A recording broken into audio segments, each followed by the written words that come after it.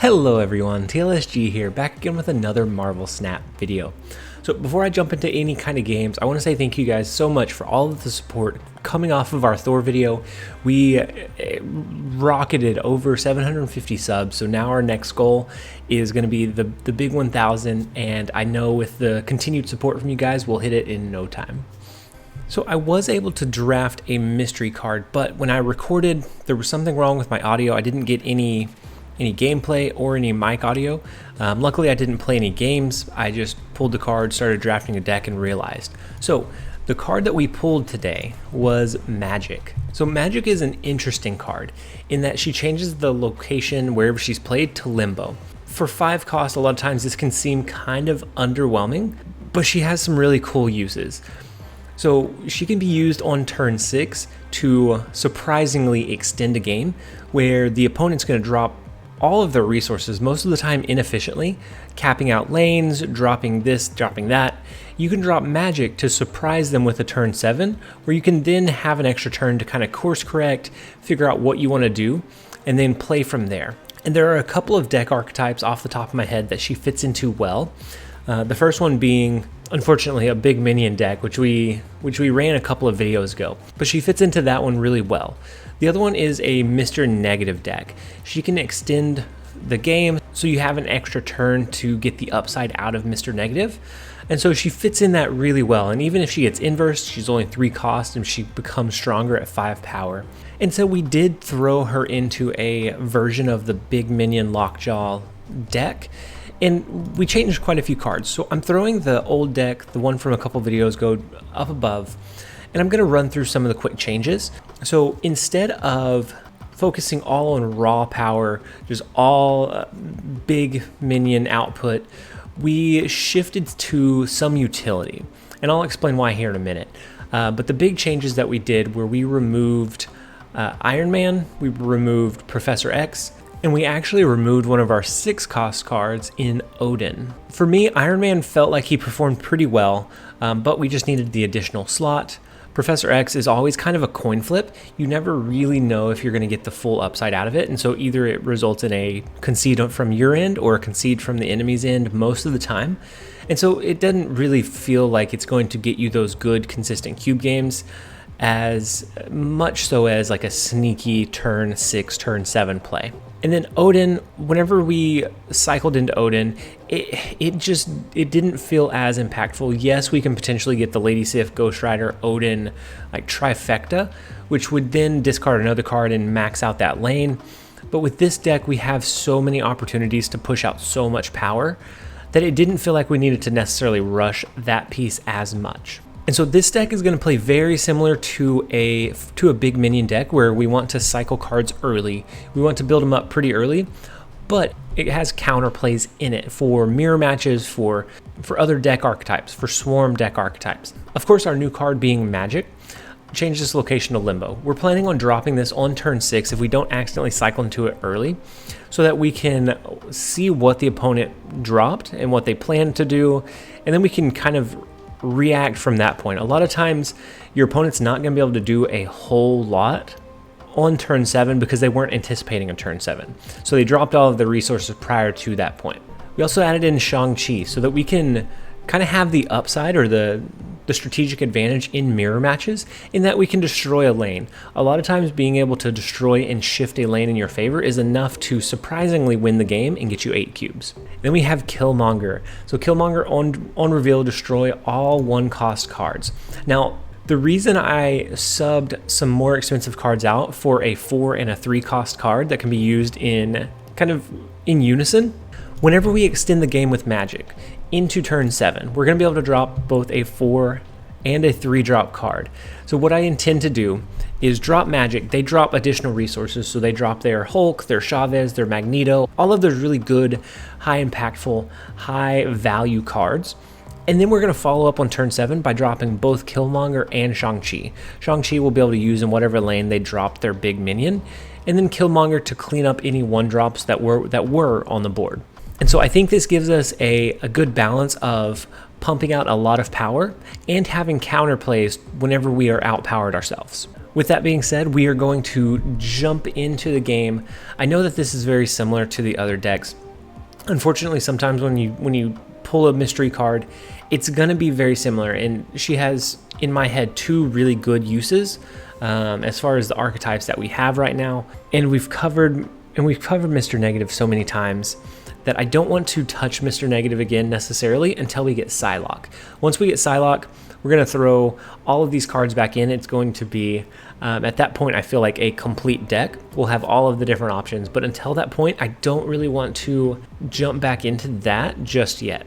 And so that's where we land on the big minion deck. It's competitive, it's strong, it's really, really powerful, especially with your Ghost Rider combo. The Lockjaw performs really well in this deck. And then I feel like Magik is just a good slot into this deck to add some additional disruption, add some additional strategic advantage in your favor so that you can extend their games and they don't necessarily have a turn to react. So with that being said, we are going to go ahead and jump into a game, and then we are going to test our deck out. All right, so our first game, we're going up against Bootleg. We have in hand our Lady Sif, which we'll be able to drop early to kind of queue up that 6-card drop for if and when we drop Ghost Rider. The first location is Atlantis. That doesn't give us too much upside, but I think we're going to drop our Lady Sif. We're going to drop our Lady Sif into Onslaught Citadel. We don't have any ongoing cards that we just necessarily need the upside from. I think Onslaught Citadel would be one that would probably be a target for our Shang-Chi at some point, which we do have in hand. So now if we draw into Magik, we can kind of slow play it. And then on turn 6 into turn 7, we can drop Magik to surprise them with an additional turn. And an interesting note about the vault. On turn 6, cards can't be played here. So they're going to think it's capped out. But if we sneak in a turn 7, you can actually play cards here again on turn 7 because it's just turn 6 that it specifies that you can't play cards. And so we do have the Ghost Rider piece of our combo. But I don't know that I want to sneak it out just yet. I think we hold it for just a turn. And then we play Jubilee next turn. We kind of thin out our deck a little bit. We don't really get a whole lot of upside from playing the Infinite at this point.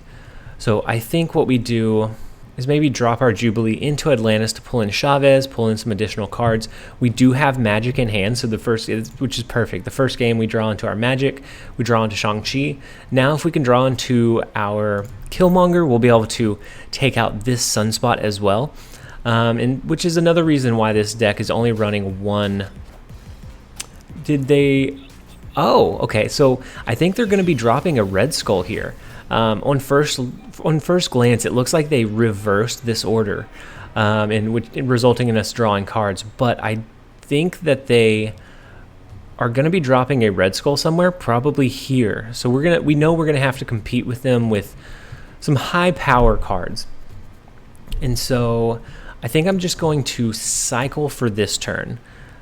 I don't know, that doesn't feel great either, because then we could accidentally draw our Killmonger. Do we cycle this turn? Or do we go ahead and drop our Ghost Rider, resummon Magneto? Next turn we can drop Magik and kind of sneak that in, because we only have one more card in deck.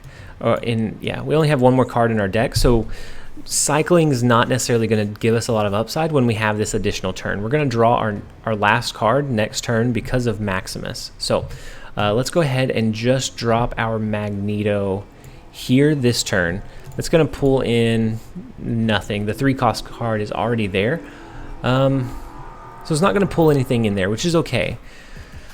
But we do get the 15 power swing upside. As long as we're going to be able to destroy their Sunspot, then it's all okay. And they did drop the Red Skull into Atlantis, which gives them a pretty good upside in that lane. And so this turn, we're going to want to drop maybe Magik and Sunspot. How are we going to win? Because we're not able to destroy their Red Skull here. We will be able to destroy their Killmonger here, but I anticipate them dropping a large card here to try and compete with Onslaught Citadel. And so I think just having the extra turn is going to be enough. And so maybe we just drop Sunspot here, we drop Shang-Chi here next turn, do a Killmonger into Atlantis. That's going to be the tentative play, depending on how they play this turn. But I would anticipate like a Chavez here, or maybe okay, no, you're just going to let this one buff up, huh? Okay. And so they do a Lady Sif, which discards their, oh no. So that could have given them the advantage there. So they did go ahead and snap. I think I gave them the extra play that they're going to need. So they're going to be able to drop a big card into the vault if they want to win that lane. They have priority, which is kind of the position we want to be in with this deck and with this combo, so that we can sneak out that last turn big minion target. So I think we go with this, hope that they try to swing Limbo with a large card, because it looks like they are running some pretty large cards. So maybe they do a Ghost Rider here and bring back the Chavez that they just destroyed or discarded with Lady Sif, and then we could sneak Sunspot away, we could sneak this lane and this lane. But if they play a card in the vault, then we are cooked. So there is the Ghost Rider coming in, so that's fortunate. A Jubilee coming in to pull in, what, an Infinite? An Infinite, but we are able to destroy both of them, swinging not only the middle lane, but the right lane as well. So the Magik Shang-Chi Killmonger combo did its job right off the bat. That is exactly what we designed that combo, or why we drafted those particular cards for that particular scenario. I just didn't anticipate all of the use in our very first game. So very, very phenomenal start. We were able to kind of anticipate what was going to happen, and luckily we destroyed 30 power in Limbo. 30 power, which is just insane. So right off the bat for this game, we draw into our Magik combo, we draw into Killmonger, which leaves our Sunspot in a strange position. We're going to drop him into an open lane, hope that it's Wakanda, just on the off chance of a one in however many location chance there is. But most likely we're going to end up blowing Killmonger up at some point, and so it kind of leaves us in a tough spot. I think never mind. Never mind. We're not gonna be blowing Sunspot up this game. So, but do we blow other cards up? Okay, so I think what we're gonna do, is we're gonna go ahead and drop Lockjaw here. We'll be able to drop Killmonger here to destroy this lane. No, maybe I drop Lockjaw into Onslaught Citadel, anticipating that they drop resources into either Clintar or the TVA to try and swing those locations, because next turn is going to be our last turn. And if I can sneak away this lane by dropping Killmonger, then we can... What? What? So now it all depends on how much we are able to get this win by. So ideally, it would be Jubilee that we play. So maybe if we drop Jubilee, it pulls in Chavez. We could win the extra location, but it just feels iffy. And so we could also roll the dice. We could drop Killmonger. It's going to destroy both Sunspots. It'll leave this location for us. We just have to play in a location that they are not playing in, or win by a large enough margin. But I think the play is going to be Jubilee. If we can win this lane by large enough, they have to play 2 cards, one of which being a 3 power card. And to do that for 4 mana is a little bit tough.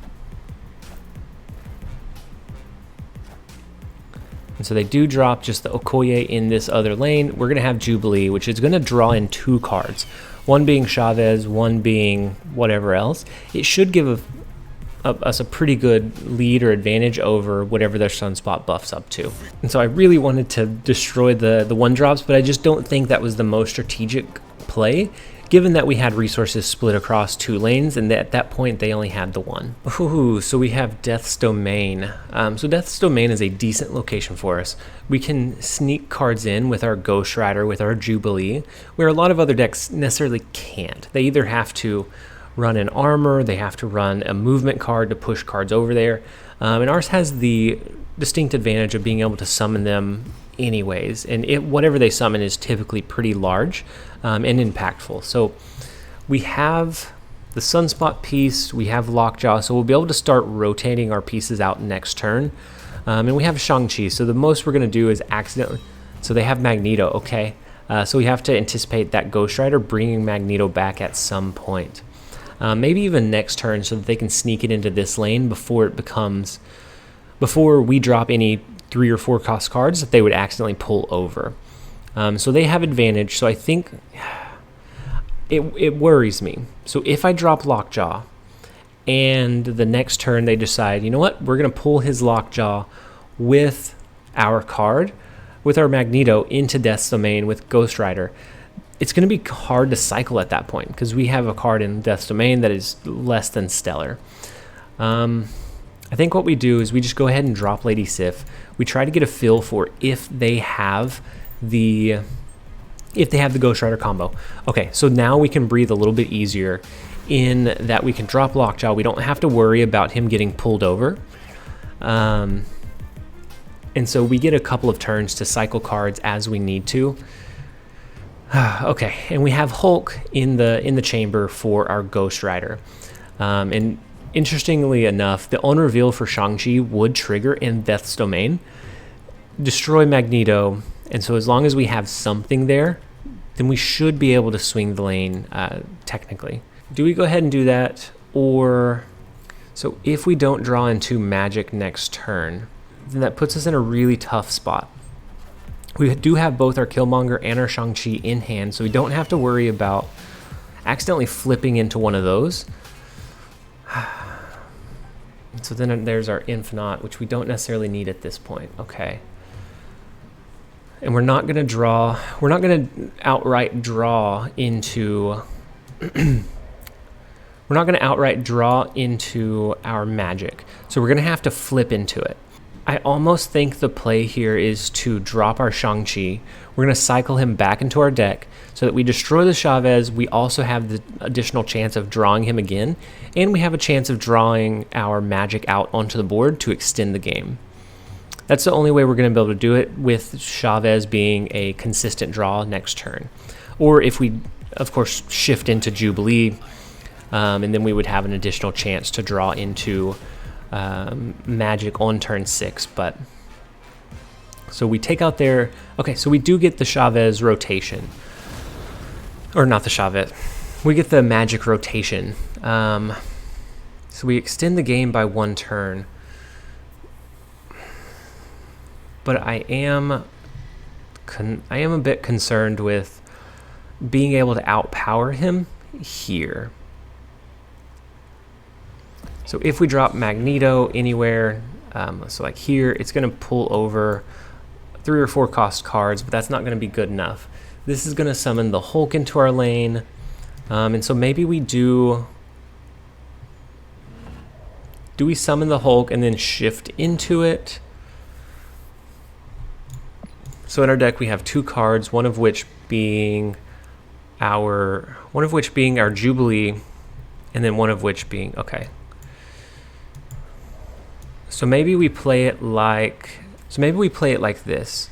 We summon Hulk into this lane. Next turn, if we draw into Jubilee, great. If we draw into our Shang-Chi again, that's also great. But actually, no, I think we let this one buff up. I don't think we destroy the 1-drops, because Lady Sif would remain, and then we'd be behind in that lane. So I think we just do the Ghost Rider here. If they have Scarlet Witch or something to change Limbo back into a different location, I'll be a little bit sad. So they have Odin, which is going to re-trigger their Jubilee. That's going to completely deck them out. Ooh, that's unfortunate to draw the Lockjaw there. We, however, don't have enough power to really push anything here. So what I think we should do Is that the best play? So they still probably, they're running a high-powered deck, so they still probably have like a Chavez in their deck, which would put them at 12 power here. This is going to put us at 11 power here. And in our deck is just Jubilee. So I think we should retreat here. We're going to lose by these middle 2 lanes. But I think we stop and let it play out. I think our only chance is to let Sunspot buff up and hope that he uses like a vision or something. But I really anticipate him having a Chavez at this point. He has 4 cards in hand. One probably being Infinite, one probably being Chavez. Ooh, Hulk and Sunspot. And so had we been ahead in the other 2 lanes, we could have saved our Shang-Chi, dropped him mid lane, but it just wasn't in the cards. And so our rotation was kind of less than stellar here. We ended up with a lot of our power in hand instead of on the board, whereas they did a good job of having all of their power get out onto the board. So I know that last game ended in a loss, but there is a major misplay that I made that could have swung this game. We should have been able to win that one had we thought of the right play line. So I wanted to give you guys the opportunity. If you need to, pause the video, but could you guys find the misplay? Do you guys see where I made the major flaw? I'm going to give you just a couple seconds to pause, and then I'm going to give you the answer. So on turn 6, going into turn 7, we actually mentioned that in our deck, all we had was Jubilee and Shang-Chi. So we knew that we had 2 4-cost cards in our deck remaining. So that meant we were going to be able to drop both that combo and our Ghost Rider on turn 7 without any questions. We would be able to we would be able to efficiently use our mana at that point. And so that would have freed up turn 6 for us to do something a little bit more impactful. So what I would have done, looking back and editing this video, I would have dropped Magneto in the mid lane on turn 6, knowing that we could push both Shang-Chi and Ghost Rider out onto the left lane on turn 7 to swing that location. Magneto in the mid would have pulled their Jubilee in, leaving them only 1 spot to play, which they would have dropped their Hulk or something high-powered, but they would have had less room to kind of maneuver there. So were you guys able to spot it? I wanted to include this game because most of the game was okay, but that one misplay led to losing the match. So I think it's valuable to both reflect on both your wins and your losses, because both are really important to climbing and gaining cubes consistently. Okay, so for this game, we do have Kai that we are going up against. We have Infinite in our hand. We already have Limbo, so Magik becomes useless, unfortunately. Unless they change that location, it doesn't end up doing us much good at all, or actually really any good. It's just a really overly expensive 5-cost drop. And so we don't have any cards that we can play into. Oh, we still don't have any cards that we can play into. Next turn, we'll be able to drop into Jubilee.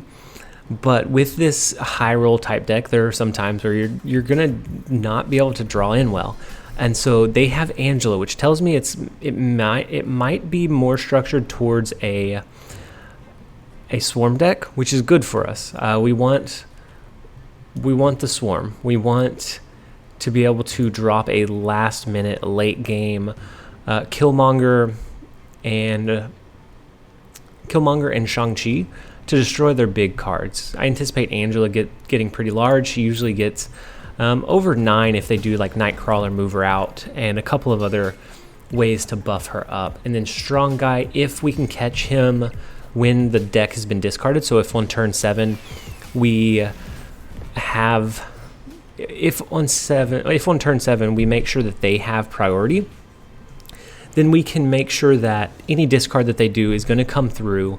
They'll be able to, this will be, typically it is a 9 power, but this turn it's going to be 8, unfortunately. So we're not going to be able to target this one with Shang-Chi this game because of the sewer system. So unless they decide to shift that one, we're not going to get the upside there. So I think we go ahead and drop our Lady Sif to hopefully discard our Infinite. If not, he becomes kind of a dead draw for us. And then I somewhat want to drop our Sunspot just to have him on the board, just so that they don't have the question or the idea that maybe we're going to drop a Killmonger and destroy their cards, because we'd be blowing up one of our own, and a pretty decent one at that. And so we dropped our Magneto with Lady Sif. We do draw into our rotation tool. And so with the game extending, the rotation tool, our deck becomes pretty thin. So what do we have in our deck at this point? So we have the Ghost Rider to resummon Magneto, and then we have Killmonger. So rotating doesn't necessarily do us a lot of good.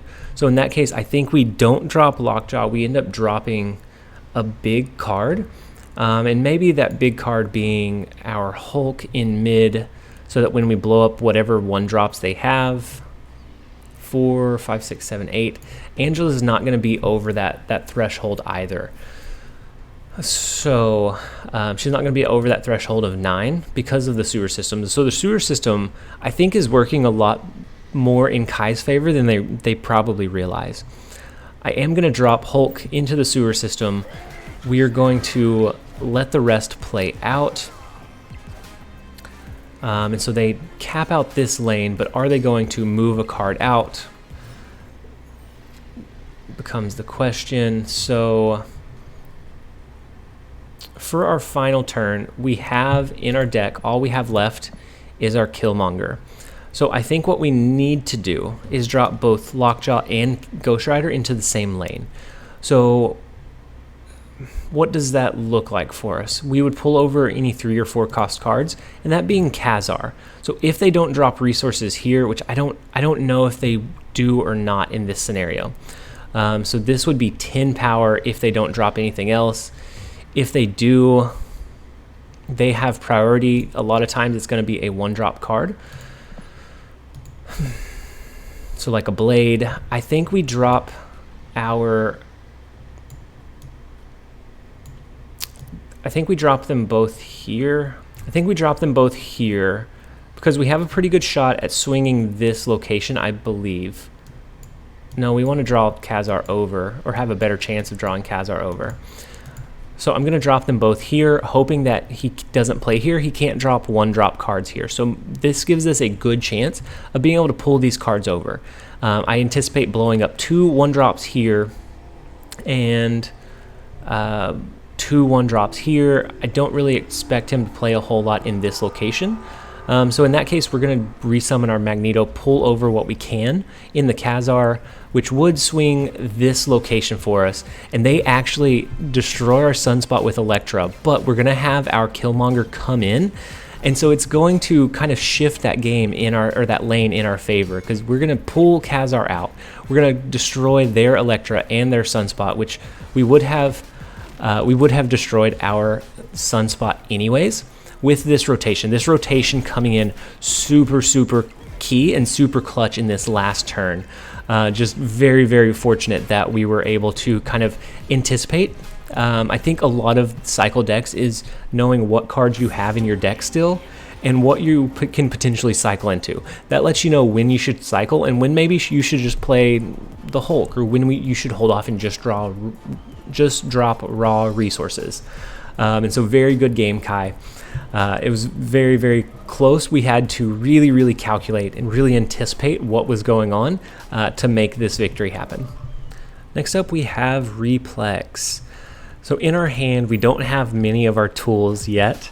We do have Jubilee, which will be able to be used to draw into like a Chavez, but otherwise we don't have a lot of great resources. But we have a lot of game to draw into them. And with the style of this deck, we're able to push out a lot of power very, very quickly. So it doesn't necessarily matter that we have to skip the first 3 turns. So I think we're going to drop our Sunspot into Washington, D.C. We're going to let him start buffing up. And then if we end up dropping Killmonger, it's okay. But if not, then it's also okay. So we have both our Killmonger and our Shang-Chi, those being the big key pieces we don't want to cycle into. So I think that frees up bandwidth for us to drop Lockjaw this turn, Jubilee next turn, which should pull into our Chavez, and it rotates back in. So we have a chance to pull Magik. Ooh, that is a very unfortunate Jubilee pull in Bucky Barnes. So now they're going to have to destroy this lane to get the upside out of it. And they snap off of that. So maybe they're running like a destruction or like a death deck, but it just doesn't seem like a pull you would want. And so they do have Carnage in hand. So they're going to leave the Winter Soldier and a pretty decently buffed Carnage, but it still just seems kind of unfortunate. So they do have Wave here. And none of their cards are over the limit of where we could drop our Shang-Chi into. And so we have to be kind of aware of that. Oh my lord, their wave disrupted. So their wave made all of our cards cost the same. And then we drew into Lady Sif, unfortunately, really unfortunately at that point, which then just drops a card at random because they are all the highest cost cards. And so do we ever... So they have priority, so they're probably going to drop like an Odin here.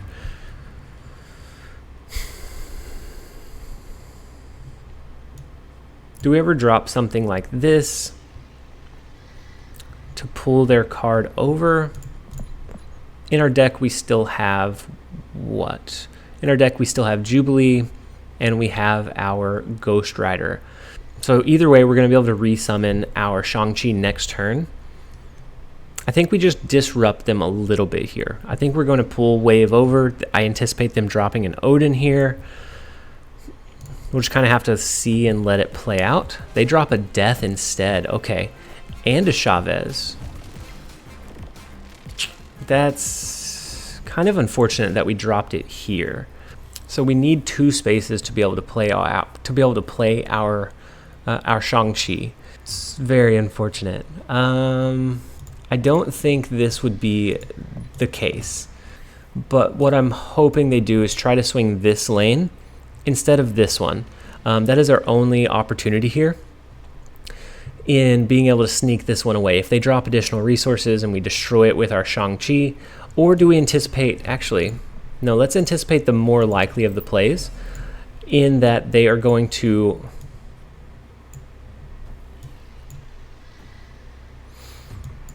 they're going to drop resources here. If not, this buffs up an additional 4. So it becomes 11, so it becomes 23.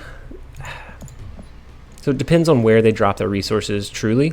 They have priority, so whatever they drop is going to take effect. So it all comes down to where they drop their resources. I think, more than likely, it's going to be Monster Metropolis. So they do split their... Oh. So they split their drops, one being Arnim Zola, which is very, very unfortunate. In that we're going to bring back our Shang-Chi into this lane, and it doesn't win them the lane except for the lane they were already winning. Oh my gosh, that is not what I anticipated. That Arnim Zola is really, really hard to control. It is really, really hard to use consistently, and they did get the good uproll of it targeting death. Had it targeted Wave, it would have shot it over here and then over here. They possibly would have won because of that. Because these are 3, so it would have been 6. It would have given them 13. So it would have given them the win had it duplicated the Wave. Since we didn't drop our Killmonger, we opted not to keep an advantage here. That could have went either way, Replex. That was very, very close.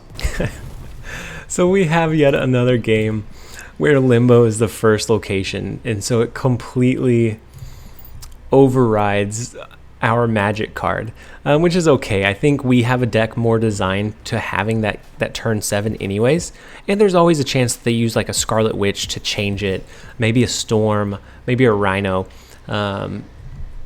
But it's just, you don't see Limbo. It feels like that often until now, where we're trying to utilize Magik in that Limbo location. So I think I'm going to drop Sunspot into X Mansion. I want to free up I want to have 2 free lanes coming into turn 3, so in case this one is something that's not favorable for dropping Lockjaw, I'd have the other option of dropping it into Limbo. We wouldn't want to drop Lockjaw into X Mansion because it's going to generate an additional card, which would take up one of our cycle spots. So I'm going to drop him into Dream Dimension just because I know that he has some resources in Limbo. And so we just kind of play it by ear. Oh my lord, that is awful. we both got really, really poor cards. If they had any 3 or 4 cost cards and we could drop Magneto, funny enough, Kingpin works both ways. It is not just destroy any of your opponent's cards that move there, any cards that you make move there. So if I made a card of my opponent's move there, then Kingpin would destroy that as well. So interesting kind of note for that card. So in our hand, in our deck, we still have Shang-Chi, and we still have Magik, both being less than stellar rotation tools. So I think instead of doing Jubilee here, we opt to just do the 1 drop in Lady Sif. So then if we drop into Ghost Rider, it's okay. We've discarded a card at that point. But otherwise, we don't have as much risk of drawing into... The biggest one that I'm worried about is Shang-Chi. I want to control when we drop Shang-Chi, and I don't want to accidentally force that out early because we get a pretty big advantage in dropping that on turn 7. And so then we do draw back into our Lady Sif, which has already discarded a Magneto. I think we pass here. I think we pass knowing that there's Limbo. We go into turn 6, we can drop our Infinite, and we get an extra chance to draw our Shang-Chi out onto the board. And so it does look like this is going to be one of those games where we want to drop our Killmonger because they have a Khazar, so that tells me they're probably going to want to dump a lot of 1-drop cards onto the board this upcoming turn. So I'm going to drop our Infinite in a lane that they probably think we already have won, but because we're going to blow it up with Killmonger, I need some kind of backup resources there. And so in our deck still, we have Ghost Rider, we have Shang-Chi, and Magik. So we have Ghost Rider, Shang-Chi, and Magik still in our deck. So I think this is the play. We're going to be able to drop Killmonger along with whatever we draw next turn. I mean, besides Magik, but at that point we could drop some other resource. So I think this is our play. We have Jubilee, which can draw into and cycle out a lot of cards here.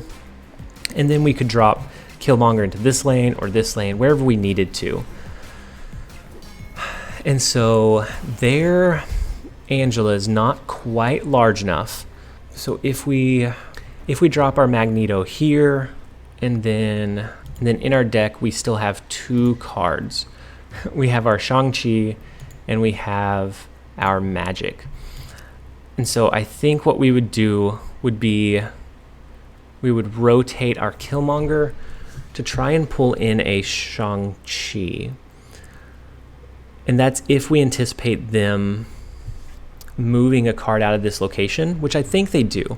I think they move a card out of this location, float him somewhere else to buff up their Angela even further. Is that the play that they make? If so, then we have this one pretty well locked down. But that would also give us this lane. Otherwise, we're going to need to maybe just drop Ghost Rider. And Ghost Rider... So we will pull, unless they cap this lane out, we will pull an additional card over as well. So I think we just lock this in. I think we could have reversed the order as well, but they do end up dropping an additional card in the Dream Dimension. So that's going to make their Angela up. Oh, that's unfortunate. That's going to make their Angela larger than what Shang-Chi can target.